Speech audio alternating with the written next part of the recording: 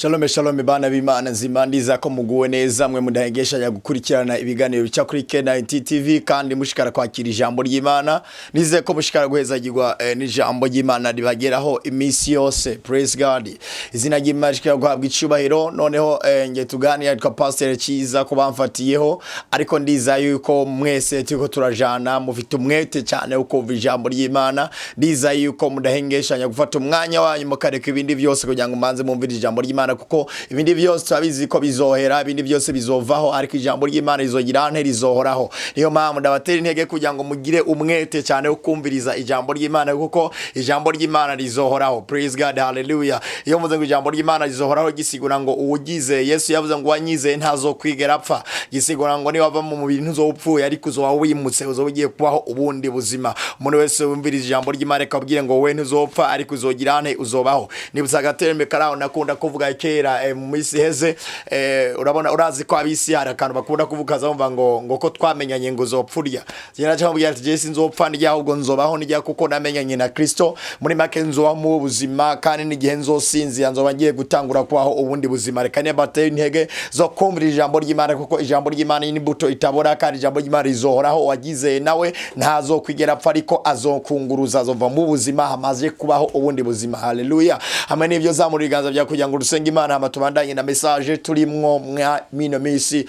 Praise God. That's in the name of Jesus. Twagushimiye cyane, twakengurikiye ijambo ryawe riratuzako maze rigahindura ubuzima bwacu, maze ubuzima bwacu bugasa nimwe mu ijambo ryawe. Ndareka ko umuntu wese areka dukurikirana ubuzima bwe buhinduka ava ku ntambwe ariko akaja ku yindi mu izina rya Yesu. Ndareka ngo imitwari iratibuka, ingorane zirahunga, ibibazo birahunga, ingwara zirakira mu izina rya Yesu. Izidakira imbere y'abariganga, ariko imbere y'ijambo ryawe zirakira. Ibyo ndabyatuye ndabyize mu izina rya Kristo Yesu. Amen. Shalom shalom, ndiza ko muguwe neza cyane. Rero ubushize twari ko tuaganira muri message tubwira ngo urukundo rw'Imana. Muri make twari ko tuaganira tuzakubona neza ko Imana yaradukunze gusumuka abandi bantu bose bodukunda, ariko za kubona umutwaro wa mbere Imana yadukuye ko umutwaro w'iki w'ivyaha mu gutanga umwana wa Yesu Kristo. Praise God, hallelujah. Ikintu gikomeye cyane, ingabiri hambaye cyane Imana yatanze Kristo Yesu, yatanze umwana wayo. Hari jambo twasomye tubwira ngo itimanye umwana wayo ikabutanga ku bwacu, izohite kutugabira byose kuri we. Gisigura ngo ikintu cyambere cy'agaciro Imana yari ifise igihambaye cyakigoye ko Imana itanga n'umwana wa Yesu Kristo. Praise God, hallelujah. Ibindi byose biri hasi, ibindi byose birasanzwe. Ajya amafaranga ukeneye ni make cyane, ijya mariage ukeneye ni ntoyi cyane kuko Imana yakoze. Manzu umenye ngo byose Imana yarabikoze mu gutanga umwana wa Yesu Kristo. Ikintu cyakigoye n'ubuzima bw'Imana, kuko Kristo Yesu nibwo buzima bw'Imana. Biratangaje cyane ingene Kristo Yesu ari umwana w'Imana w'ikinege, ariko Kristo Yesu yari karagukiza. Imana yaremeye imutera umugongo, iramutera umugongo, iramureka, kubera Kristo Yesu ngo kumusaraba yari yabaye ivyaha, yari yahindutse icyaha. Yesu Kristo ntago twovuga ati Yesu yari ikoreye ivyaha, ariko mu yandi majambo Yesu ubwiwe yahindutse icyaha. Kubera ijambo ry'Imana tugira ngo umwe atigeze kumenya icyaha, Imana yamuhinduye icyaha ku bwacu kugira ngo muri duce duhinduka ukugoroka kw'Imana. Gisigura ngo Yesu yahindutse icyaha, yarabaye icyaha, doke yisize kw'ivyaha ahubwo ahinduka icyaha. Praise God, hallelujah. Kubgawe gusikaho ari kumusaraba Imana imutera umugongo. Yesu agerana abonye inyonga zuhoraho zamuvuyeko, aravuga ngo data niki kikumpebesheje ahose kwari kugira ngo jewe na wewe dusubire mu mugambi y'Imana, dusubire mu kwemerwa n'Imana, dusubire mu kwitwa abana b'Imana, aho twabonera urukundo rudasanzwe Imana yadukunze. Hallelujah, hallelujah. Ku munsi w'ejo nibwo Imana yari kiranzungurusa, ivyumviro vy'Imana bikomeza kuzunguruka mu mpemu yanje, ndiko ndarimbura ku message yitwa urukundo rw'Imana. Nkomeza kubona ingena abantu bose, umuntu mushaka kuvugana ko mukundanye mu gatondo saa sita mukaba mwahemukiraniye, mushaka kuvugana ko mukundana uyu munsi buyingiza mukaba mwankana. Imana ihimbaza cyane, ariko nza kubona neza ingene Imana ari Imana itigera ihemuka, ingene ari Imana itigera ntibihindagurika. Ikubwiye ko igukunda iragukunda. Ikubwiye ko urumukundwa wayo urumukundwa wayo. Kiretse ariho utabyizeye ugahemuka mu ijambo ryayo. Ubu nibwo Imana ikubwiye ngo ndagukunda ni ndagukunda. Imana ikubwiye ati nzoguhezagira ni ndaguhezagiye nyene. Imana ikubwiye ati nzokugeza hariya izokugeza nyene. Si umwana w'umuntu ngo agirene ahindagurike. Ugaca usanga hanini cyane ibyumviro byacu tubimatanya cyane n'amajambo yavuzwe n'abantu. Ariko amajambo yavuzwe n'abantu nakanya gatoya gahinduka,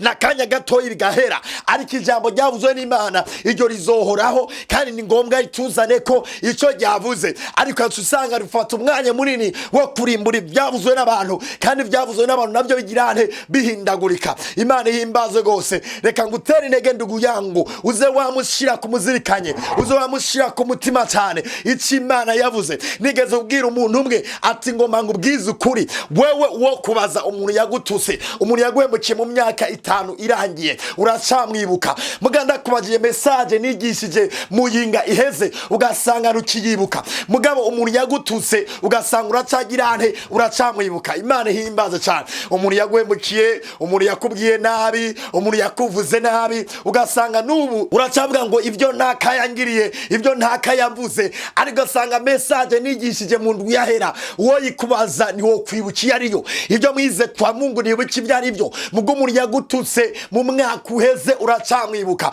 Ibyo ntaco bimaze, nta kamaro bigira. Ibyo bifute bikureho. Shira mu mutima wawe icyo Imana yavuze. Ibyo bakuvuze byihoze, ibyo bakuvuze hirya yejo makate kwishure mu kazi, ibyo byihoze ja kuki Imana yavuze. Rimbura ku murango no mwijoro icyo Imana yavuze. Uzotangazo n'ukuntu uteruje imbere kandi uje imbere abantu batabishaka mugabo gateruje imbere. Imana ihimbaza cyane. Imana rero yadukunze urukundo runyuranye n'ubwo abantu badukunda. Imana urukundo idukunda ntabwo idukunda ubuhama ngo saa sita itubwire ngo twahejeje. Oya, ntabwo itubwira ngo byaheze. Wapi subi inyuma gato ndibuka urukundo rw'inkumi n'imisore kino gihe sinzi ko ari urukundo numbaze. Uzosanga mu mwanya umwe bafatanye nk'amabege bagende baseguranye, mundi mwanya ngo twahebanye. Hama ejo mu gatondo ngo basubiranye ngo barakundanye. Ejo idoke mu yandi masangahe ngo burya ngo hari ikintu twapfuye ngo none twahebanye. Umva ndugu yangu ubwiza ukuri, Imana yacu suko imeze. Imana ntabwo ihindagurika. Kiretse ari wo n'ubu ndagasubiremwo, kiretse ari wo nyene uyihemutseko. Ariko ndagomba ngo urafise umukunzi ahambaye, urafise umukunzi akomeye. Icyo yagusezeraniye aragisohoza, icyo yavuze aragishitsa. Ateramira ijambo ryo kugira ngo agirene arishitse. Praise God, hallelujah. Reka tubande dusome ijambo ry'Imana muri Yeremiya 31. Dusoma umurongo wa 3. Ndasoma izina rya Yesu. Havuga ngo Uhoraho yaranyiyeretse kera ati nukuri naragukunze, nagukunze kera urukundo rudashira, nicyo gituma nkwiyegerezanya imbabazi. Amena. Imana ihimbaza cyane. Iri jambo ni jambo rinjohera cyane kuko ni jambo ryavuzwe n'Imana ritavuzwe n'abantu bahindagurika. Muri make dusumya gatoyi Imana ni Imana ivuze ijambo nyene irarisohoye. Muri make kubwira ngo ijambo ry'Imana muri make nirivaho ryamaho kandi rihoraho. Imana hano nyene ivuga ngo Yeremiya avuga ngo Imana yaranyeretse mu nzozi, hamira avuga ngo naragukunze, nagukunze. Naho ndugu yangu uno munsi ndagomba ngo tubone kano kantu kugira ngo ndagusige wiyumva ifyeri, wiyumva uguwe neza, wiyumva uri amahoro. Pepo tabantu boguhemukira, pepo tabantu bokuvako. Muga wibuke ngo hari ijambo rivuga ngo Imana ubwayo iravuga ngo naragukunze. Uno munsi umuntu asanze gusa atubwiye ngo burya naragukunze, harye wumva wishimye, harye wumva umenga wumva ikiro, hari bivanye no kubwiye nyeretse ndagukunda. Imana ihimbaza cyane. Muga Imana yo nyene ivuze ngo nagukunze. Hallelujah. Ngo nagukunze kera, ngo nico gituma nkwiyegeraniza. Doke ndakwiyegereza, nakwiyegereza n'imbabazi, nakwiyegereza n'imbabazi. Praise God, hallelujah. Rero hano turi muri message ivuga ngo urukundo rw'Imana. Muri make nagombye ko mushira ubwoba bw'ibintu byose. Pepo not ikintu cyose wo kumva n'amatwi yawe ibuka ngo ndafise umukunzi ankunda kandi adahemuka, vise umukunzi w'inkomezi, vise umukunzi w'imbaraga, vise umukunzi azi kugira neza. Niba hari abantu bazi kugira neza ntawogira neza nk'Imana. Niba hari abantu bazi gukunda ntawokunda nk'Imana. Imana irakunda kandi cyane igahereza ko ahantu tubonera. Nakubwiye ngo nigihe yatanga umwana we Yesu Kristo, Imana yaradukunze gusumba uko twebwe ubwacu tugira, uko twebwe twikunda, gushika itanga Yesu. Ikindi kintu ngomba nkwizeza cyane nuko uwo mukunzi yavuze ngo nagukunze nuko atagiye na kimwe ahinduka. Haleluya. Muri make n'ubu ndabisubiremo kandi cyane, umuntu aragukunda mugabo witege ko igihe kimwe nimuzobura ikintu mupfa, usange mwahemukiraniye, usange maza mugenda mufatanye mu mwanya mutoyi gusa musigaye muri abana y'ingwe. Imana ihimbaza cyane, ariko Imana inyuranye n'abantu, Imana iratandukanye n'abantu.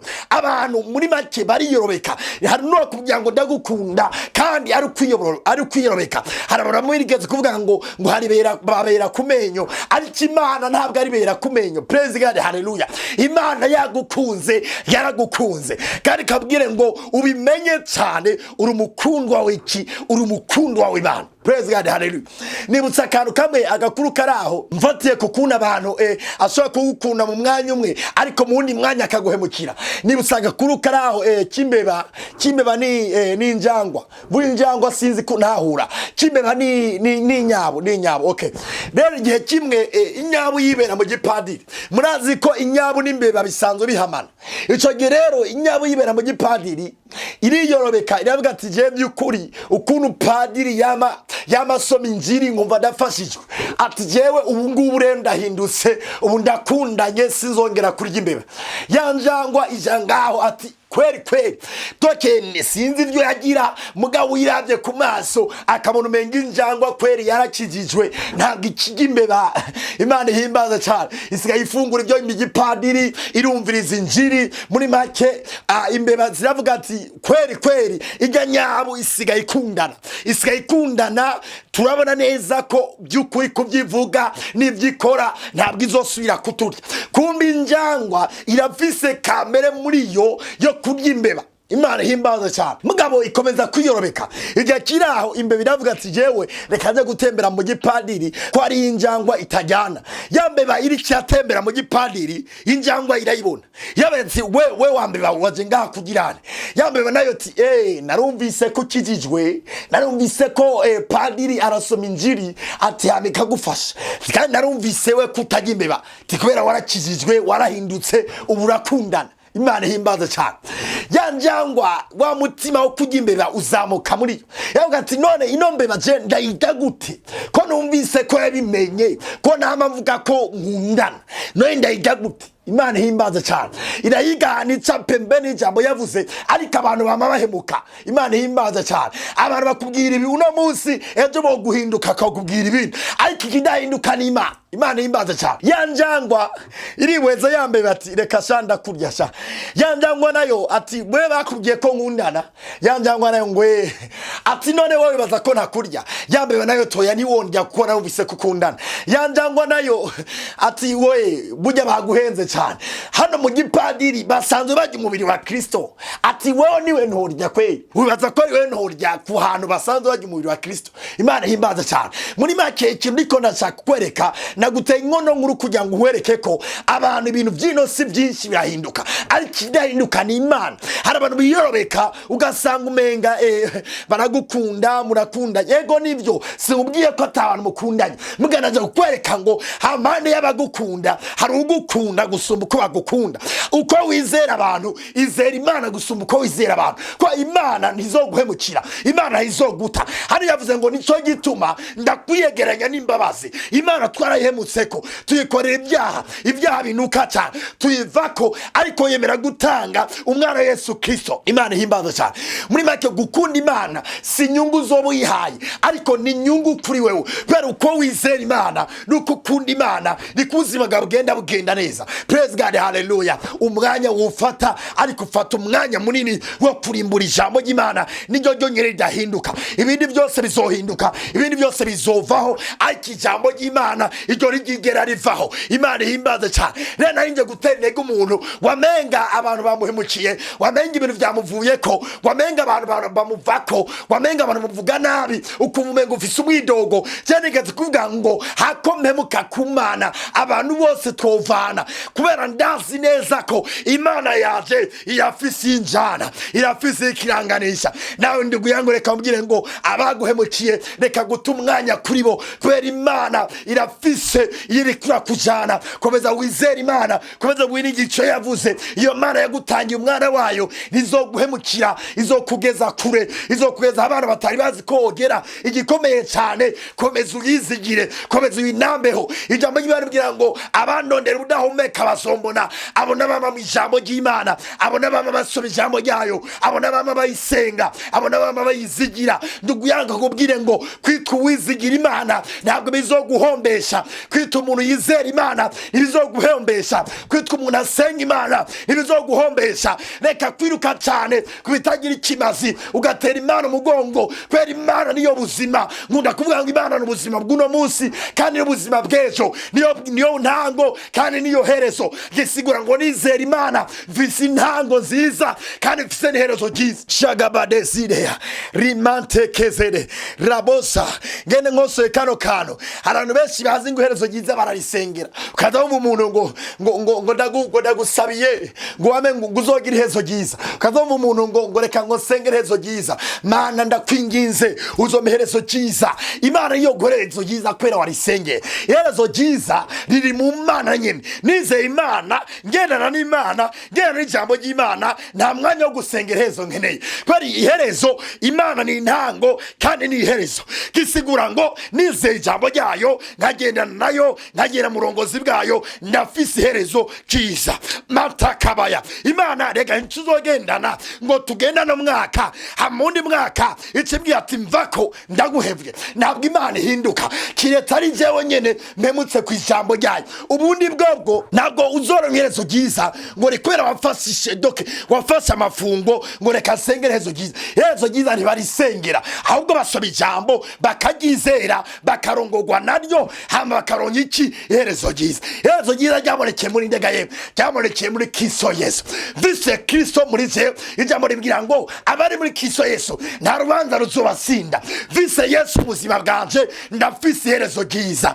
None nsigaranye iki? Nsigaranye amashimwe yo gushima Imana. Nkagira ati ndagushima kubw'urukundo wankunze, watanze Yesu atanga ubuzima ku bwanje, yaracunguye ankura muri Gehinomu, amaherezo ryiza. Hari indi jambo rimbwira ngo yatwicarikanye nawe ahantu ho mu ijuru. Shagabamanderezire urukundo rw'Imana watangaje cyane ku buzima bwacu bene data. Reka nabwiye ngo uko mizera ijambo ry'Imana ni ku rukundo rw'Imana rushaka guhishurwa ku buzima bwanyu. Uko mizera Imana niko mutera mujimbere kandi mujimbere ibidasanzwe biraba ku buzima bwanyu. Ndareka ngo abakubona no musuko bakubona ejo siko bakubona. Urukundo rw'Imana ikintu kidasanzwe no gusanga abantu bose bazisanga bose n'abakwanga bagukunze kubera urukundo rw'Imana kujeje tako rimenta kabare radesire. Imana yimbaje kubwi message yayo zongera tubandanye kundi munsi wa Mungu. Imana ibahezagire cyane kandi mushikaye guhezagire cyane ibiganiro byageraho. Imana ishikaye guhabwa ikuzo cyane. Muteye mujimbere kandi mujimbere ndabasengere mu izina rya Kristo. Data, in the name of Jesus, ndagushire kwa abantu tuko tuaganira. Ndareka ngo batere bacimbere ibidasanzwe babonekeko ino message urukundo rwawe reka ibahindure maze bihagarike kandi hano ibahagarike kundi munara. Ukwizera kwabo gukure bamenye neza ko ari wowe bakunze n'abakunda ijambo ryawe, bakunde kuganira nawe, bakunde kugusenga kugira ngo batere bacimbere mu mpande zose. Ijambo ryawe rizohoraho, ibindi bizovaho, ariko wizeye ijambo ryawe nazokwigera mara. Ndasenga umuntu afata akanya ko kumvira ijambo ryawe kugira ngo ahinduke atera cimbere maze ijambo ryawe rigaragaze ico riri kuri we. Ibyo ndabiga turabyize mu izina rya Yesu, amen. Mwareza gose.